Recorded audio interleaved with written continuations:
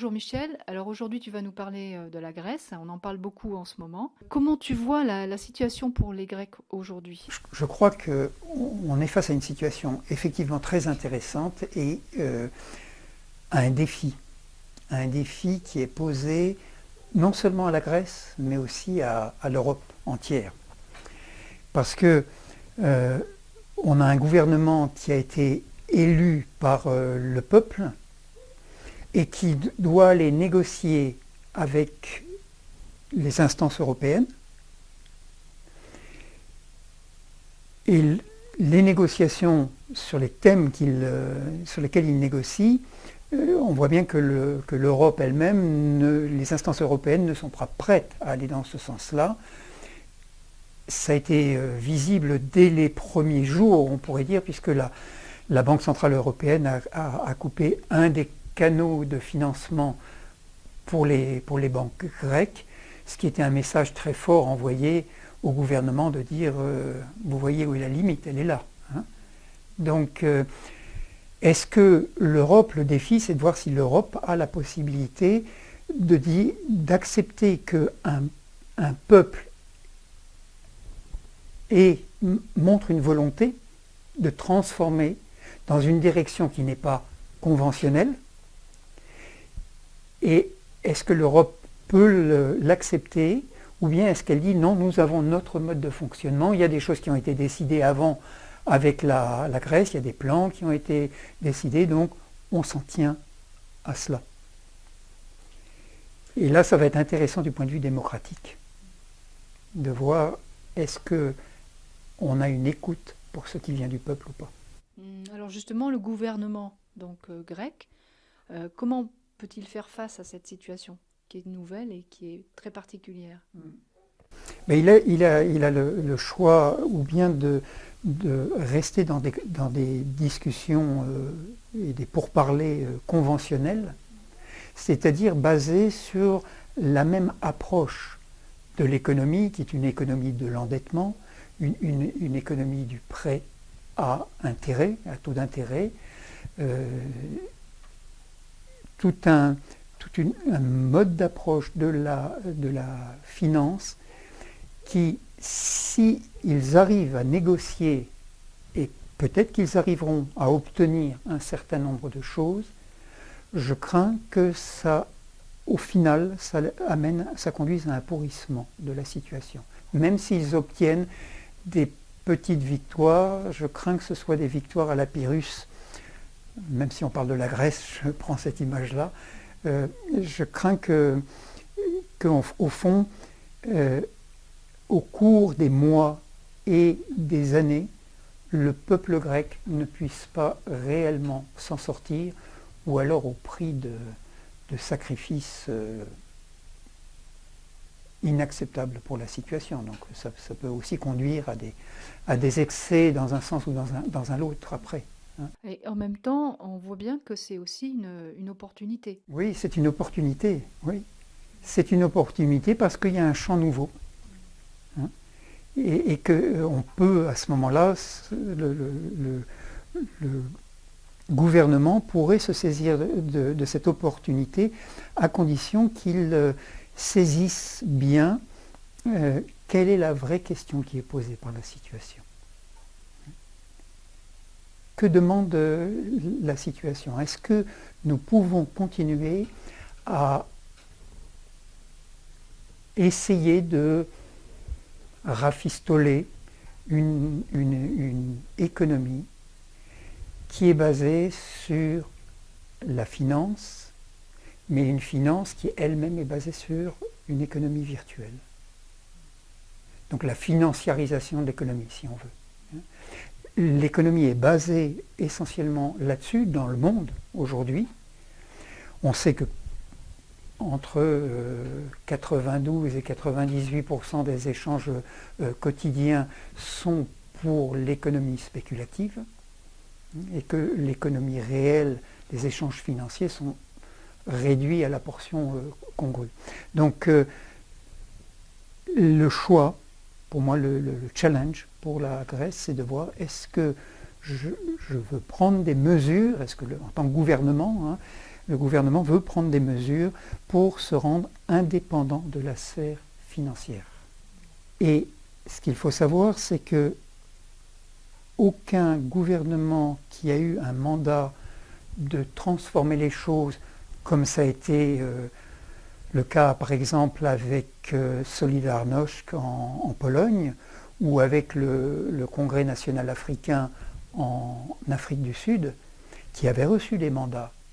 Naomi Klein montre très bien comment en quelques jours, dans son livre La stratégie du choc, Naomi Klein montre comment ça a été balayé très rapidement, parce que sont intervenus des financiers, ceux qu'on appelait les Chicago Boys, pour dire, écoutez, si vous faites ça, les capitaux s'en vont.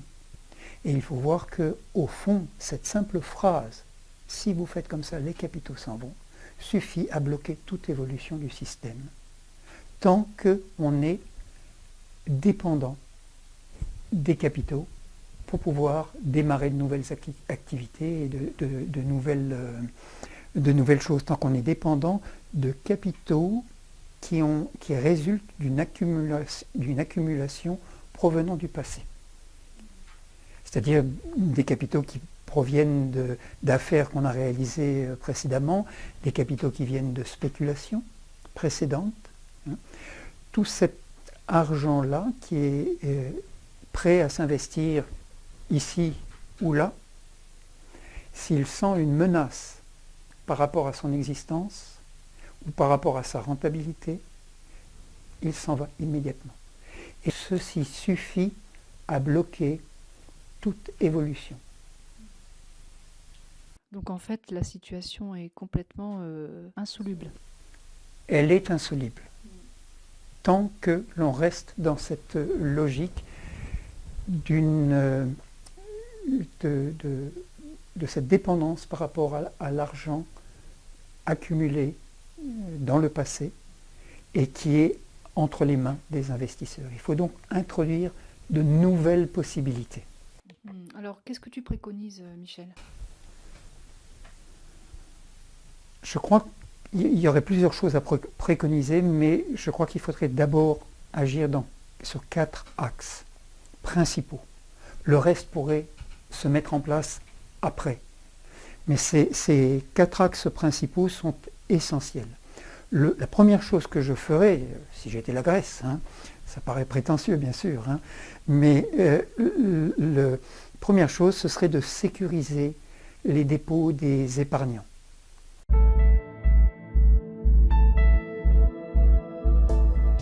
Alors, la sécurisation des dépôts bancaires, d'abord pourquoi ? C'est une évidence, on voit bien que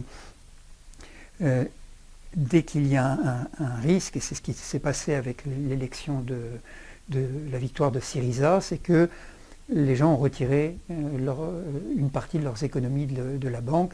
Ce sont des retraits très conséquents qui ont eu lieu.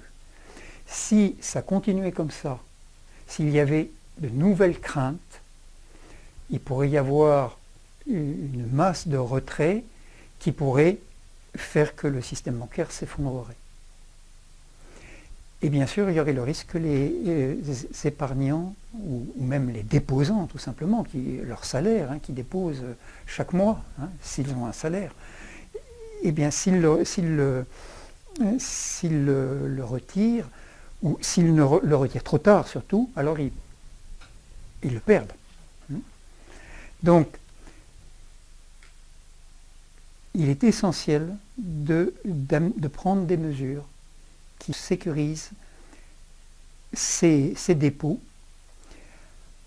en créant un nouveau type d'établissement bancaire.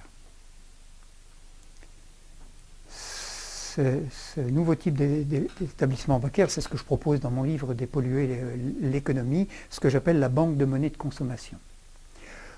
Sans entrer dans le détail maintenant, le principe général est qu'il faut séparer totalement la comptabilité de la banque pour son propre fonctionnement et l'enregistrement comptable des dépôts des épargnants et des déposants. Les dépôts bancaires ne doivent pas être englobés dans la masse ou du bilan de la banque. Au fond, la banque devrait rendre un service public, qui consisterait à simplement être une chambre d'enregistrement des entrées et des sorties, des dépôts, de l'argent des déposants. Si elle enregistre les entrées et les sorties, c'est uniquement un enregistrement comptable. Et l'argent devient ce qu'il devrait être, c'est-à-dire de la comptabilité.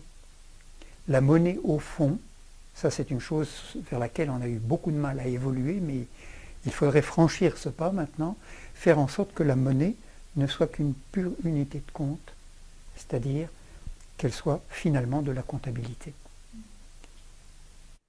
Ça voudrait dire que l'argent des dépôts ne servirait pas à des investissements, n'irait pas sur la place des marchés financiers et resterait donc unité de compte dans ces instituts bancaires. Oui, mais on s'imagine que l'argent existe, on dit il resterait, mais l'argent n'est pas là. L'argent, au fond, qu'est-ce que c'est que l'argent? Si on le prend réellement tel qu'il est, l'argent est un droit à consommer. C'est un droit à consommer, donc c'est pas quelque chose qui est là matériellement.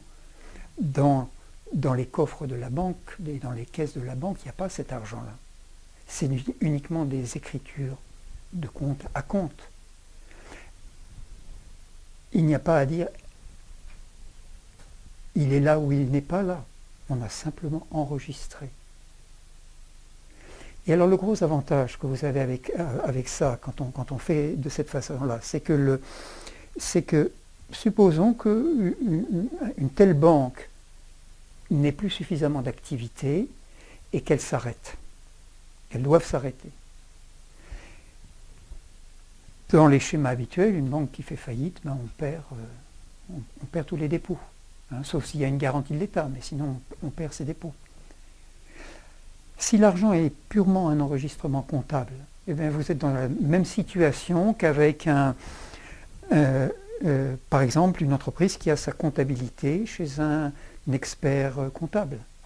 Si l'expert comptable s'arrête ou fait faillite, on met sur une clé USB, ou même aujourd'hui on transfère par ADSL, on transfère la comptabilité vers un autre cabinet comptable. Ça prend quelques minutes. La comptabilité n'est pas perdue parce que le cabinet comptable a fait faillite. Avec une banque de ce type-là, ce que j'appelle la banque de monnaie de consommation, qui ne s'occuperait que de la monnaie de consommation, eh bien, l'enregistrement comptable, si la banque s'arrête, on prend tout l'enregistrement comptable des comptes et on les transfère dans les banques qu'auront choisi les déposants en disant « moi je veux aller dans telle banque ou dans telle banque ». C'est uniquement un transfert de fichiers comptables et rien de plus. À ce moment-là, on respecte la nature de la monnaie telle qu'elle est aujourd'hui et de cette façon-là, il est simple de sécuriser les dépôts des particuliers et des entreprises. Et c'est la toute première mesure que pourrait prendre le gouvernement grec pour se prémunir contre toute fuite de capitaux, attaques spéculatives, etc. D'ailleurs, la seule annonce de cette action suffirait déjà à redonner confiance aux déposants. Bien sûr, bien sûr. Si on leur dit « vous ne pouvez pas perdre votre argent », alors on offre plus de sécurité que les banques actuelles, dont certaines pourraient être en mal en point si la Grèce ne pouvait plus faire face à sa dette, par exemple, ce qui est très probable. Donc, voilà, ce nouveau type d'établissement bancaire, il faut bien sûr, je l'ai mentionné, dire qu'il s'agit d'un service public. Mais, peut-être qu'on ne le développera pas maintenant, mais un service public qui n'est pas forcément administré par un État central, qui peut être impulsé par le gouvernement actuel, mais qui pourrait être réalisé par la société civile sous une forme que je détaille dans mon livre. Oui, tout comme un cabinet comptable peut s'établir et exercer son métier de comptable. Absolument, tout à fait. Avec bien sûr des règles très précises, comme en ont les cabinets d'expertise comptable qui ont un code de conduite et qui doivent être aussi contrôlés. Ben ça, on pourrait le faire, le mettre en place. Techniquement, ce n'est pas des gros problèmes. C'est plutôt la reconnaissance de ce nouveau type d'établissement bancaire, comprendre comment ça fonctionne, et ensuite il y a une question de volonté politique.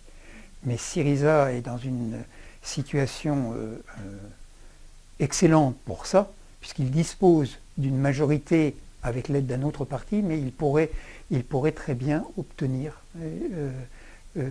la votation d'une telle loi, et c'est vraiment le moment de le faire.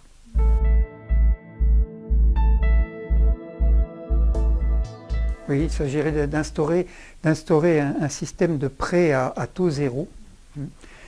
Alors là, bien sûr, ça pose une énorme question, puisque nous sommes dans l'économie du prêt, mais si nous observons la situation et si nous apprenons des événements, nous pouvons voir que la notion de taux d'intérêt est en train de s'annuler elle-même. Et ça, c'est une des grandes leçons à tirer des événements des années depuis 2007-2008, depuis la crise des subprimes, c'est que nous constatons que nous sommes entrés dans une situation tellement complexe et tellement difficile que pratiquement, il n'est plus possible de pratiquer des taux d'intérêt tels qu'ils étaient avant. Et on en arrive même à des taux zéro. Certains pays pratiquent le taux zéro au niveau de leur banque centrale et certains pays pratiquent même des taux négatifs. Imaginez que les investisseurs doivent payer, par exemple, c'est une des formules, de payer pour pouvoir déposer leur argent. Parce que là, ils seraient en sécurité. Donc il faut voir à quel point nous sommes arrivés à une autodestruction du système de prêt à taux d'intérêt. Il faut voir aussi le prix que paye l'économie. On peut estimer à peu près à 30%, entre 30 et 35% du prix de vente de chaque prestation ou de chaque bien qui, au fond, sert à payer la chaîne des taux d'intérêt. Un tiers, à chaque fois que nous payons, nous achetons quelque chose, il y a à peu près un tiers qui va pour les taux d'intérêt. C'est tout simplement énorme.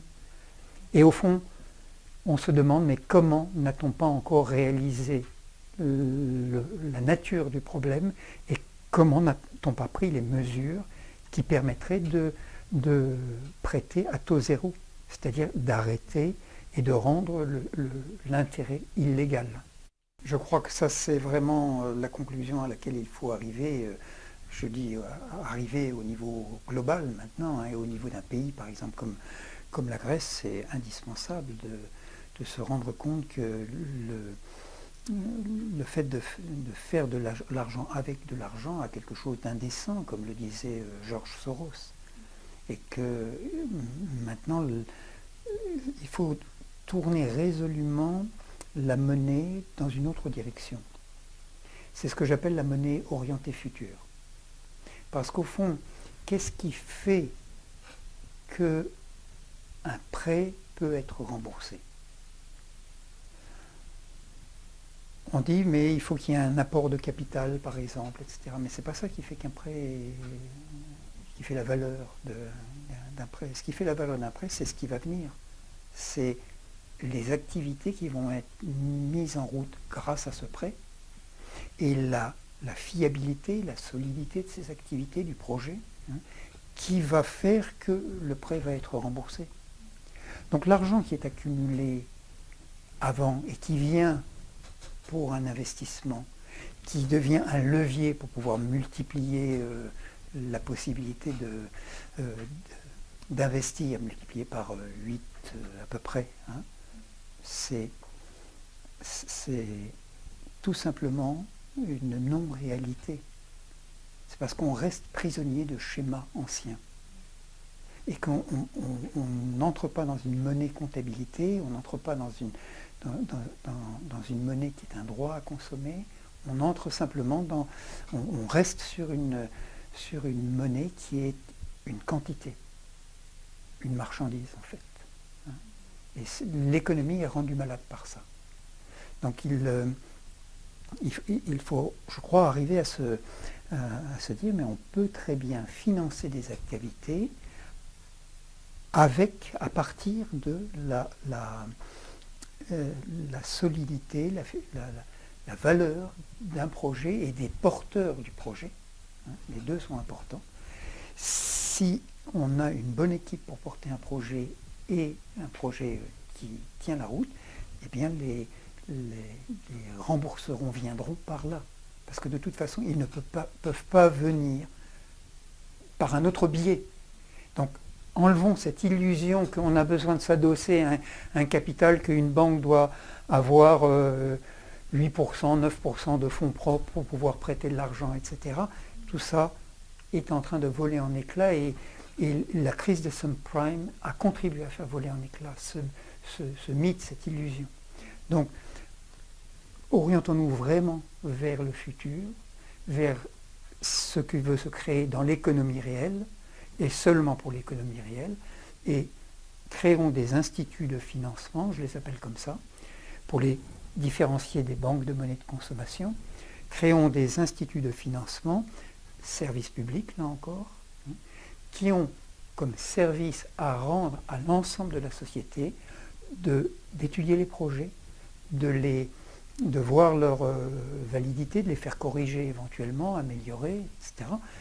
Et ensuite de mettre à disposition cet argent. Il y aura une création monétaire à ce moment-là, mais ce sera une création monétaire qui ne sera pas ex nihilo, comme on le dit souvent, mais qui sera à partir de ce qui vient, à partir du futur. Et on fera cela à ce moment-là au niveau d'organismes, d'instituts de financement gérés par la société civile, avec des règles bien spécifiques et des contrôles aussi très précis. Et ce sera fait à ce niveau-là, au lieu que ce soit fait au niveau d'une banque centrale européenne, qui de toute façon crée cette monnaie en permanence. Donc autant que ce soit fait à proximité des projets, qu'on ait des instituts qui soient des instituts sur le terrain directement et qui peuvent à ce moment-là beaucoup mieux évaluer les projets plutôt qu'une banque centrale qui dit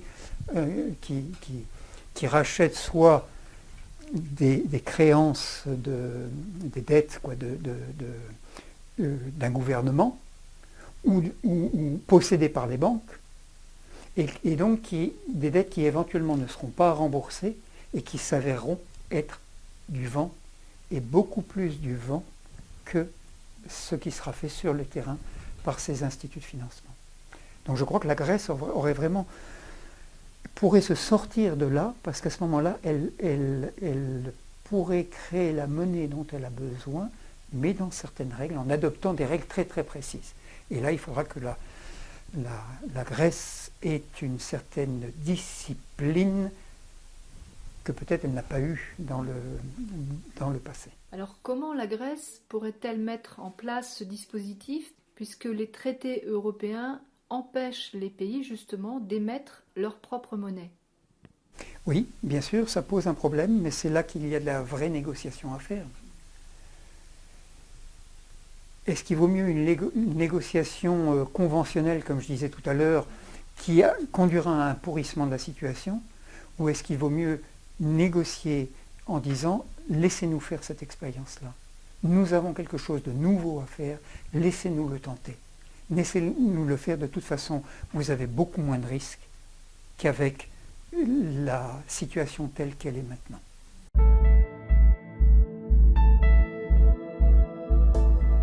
Et ce troisième axe, il fera grincer beaucoup des dents.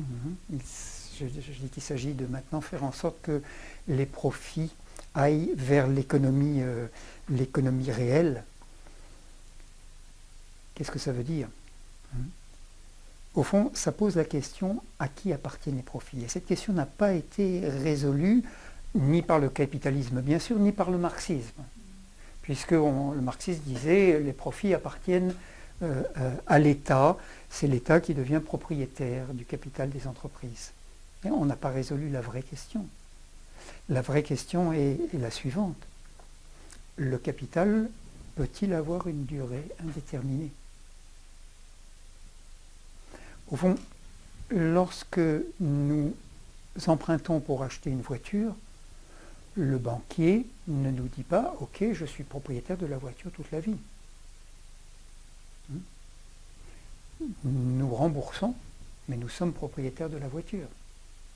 Et même dans un leasing, au bout de 4 ans, nous sommes propriétaires de la voiture. Donc, pourquoi est-ce qu'un détenteur du capital serait propriétaire de l'entreprise et des bénéfices de l'entreprise? À vie. Oui. C'est une incongruité de la pensée économique qui n'a pas été résolue par le marxisme. Il faut la résoudre autrement. Et se rendre compte qu'au fond, de quelle nature est le capital? Il n'est pas un acte d'achat de titres.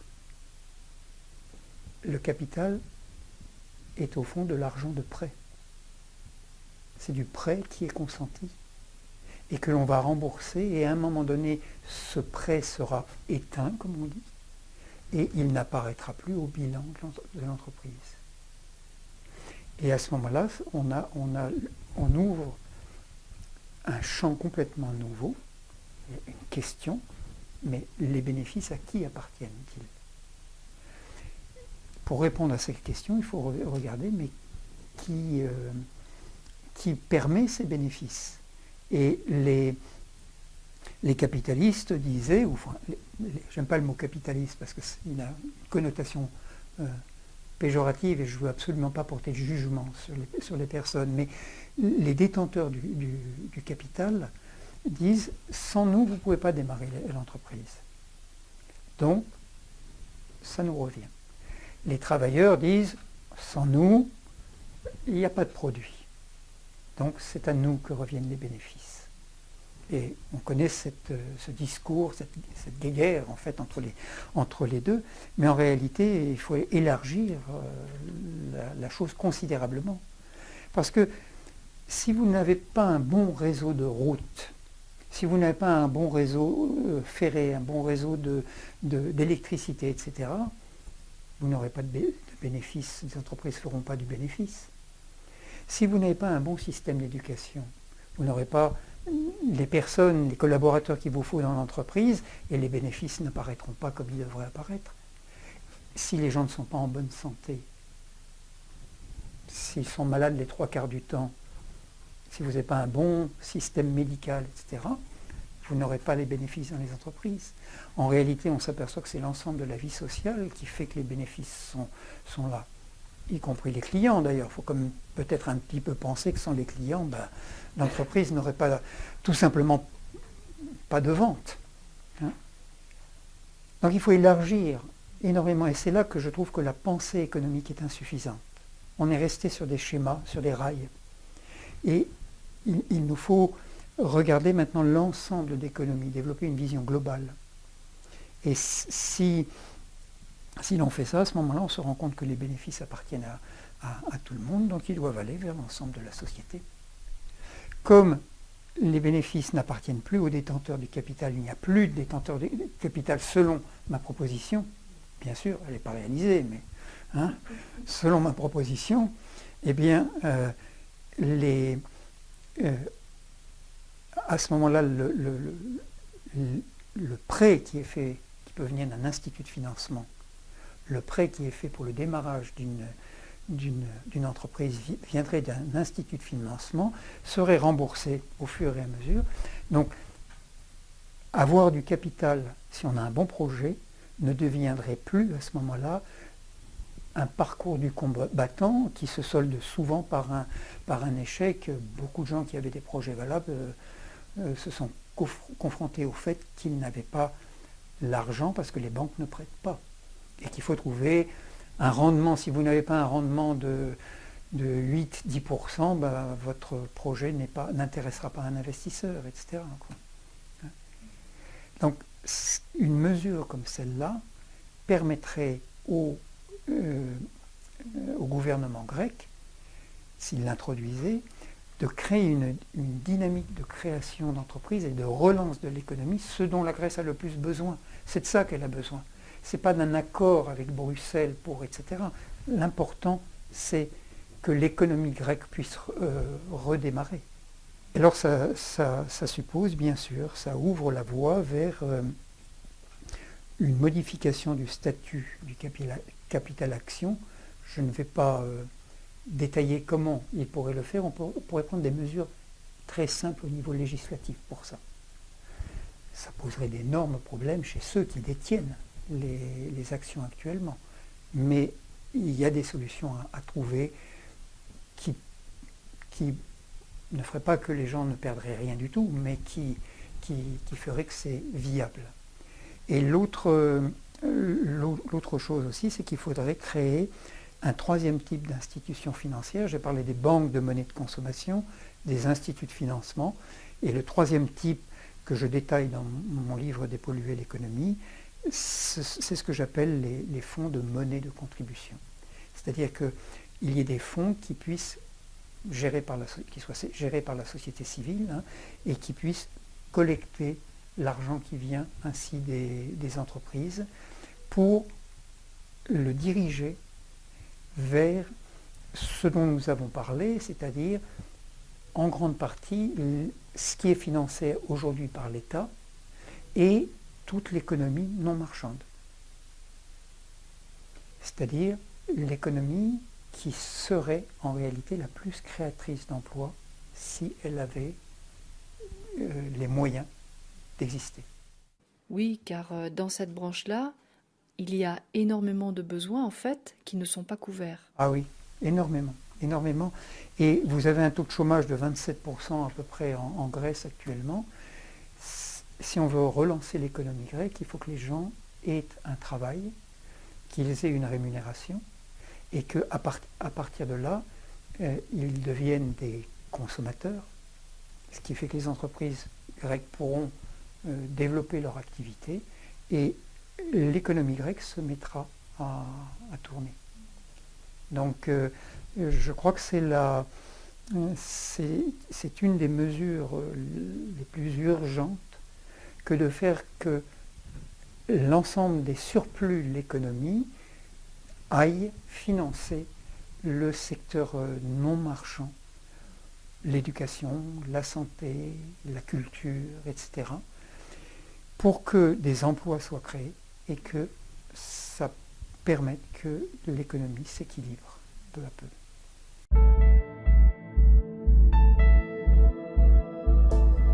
Ça, c'est une mesure qui ne sera pas populaire chez un certain nombre de personnes, mais d'autres la trouveront très populaire. Mais elle est indispensable, parce que si vous relancez l'économie, les loyers vont augmenter. Et vous perdrez le bénéfice de la relance de l'économie, parce que les gens vont se retrouver dans des situations rendues difficiles par l'augmentation des loyers. Alors, les raisons pour lesquelles des loyers devraient être bloqués et devraient éventuellement baisser tiennent aussi au fait que nous ne sommes pas dans une économie qui travaille dans le présent et le futur. Notre économie est toujours tournée vers le passé. Prenez un exemple, un appartement a été financé par quelqu'un qui le loue. Au bout de quelques années, 15 ans, 20 ans, l'appartement est payé. Mais le loyer continue à être perçu pendant 30 ans, 40 ans, 50 ans, etc. Ça veut dire que l'économie continue à payer l'appartement, c'est-à-dire un acte du passé, un acte économique du passé, continue à être repayé. Et ça, c'est complètement déstabilisateur pour l'économie. C'est encore une fois une aberration économique. Quand les corps de métier sont intervenus, là était l'acte économique. Et le faire repayer encore une fois, comme s'il y avait des artisans qui travaillaient, non, ça empêche en fait que les artisans puissent travailler sur une autre maison, parce qu'il n'y a plus l'argent nécessaire. Donc, vous voyez, là, on a quelque chose qui a un impact direct sur l'économie réelle. Alors, bien sûr, ça suppose de changer un petit peu les mentalités, mais peut-on faire l'économie de changer notre vision de l'économie?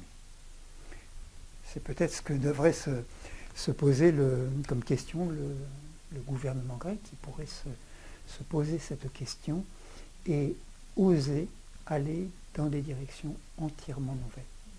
Je crois que c'est indispensable aujourd'hui si on veut sortir de la crise, et je dis ça pour la Grèce, mais comme je le disais tout à l'heure, c'est valable pour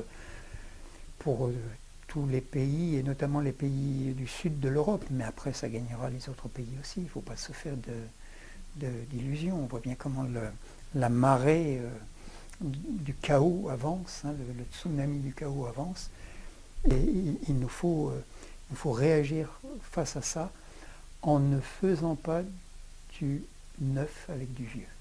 Ça, c'est vraiment un des principes, je crois, sur lequel il faut se mettre d'accord d'entrée. Il faut faire du neuf avec du neuf. C'est indispensable. Et faisons confiance que la créativité est là potentiellement dans la société civile, et que si on lui donne les moyens de s'exprimer à cette créativité, elle trouvera des solutions face aux problèmes. Laissons ceux qui ont peur, qui vont dire « Oh, mais il va se passer ceci, oh, il va se passer cela ». Mais oui, on peut continuer, et de cette façon-là, on maintient l'ancien. Donc il faut maintenant oser aller vers un fonctionnement entièrement nouveau de la société, à la fois dans le domaine de l'économie, mais aussi bien sûr dans celui de la démocratie.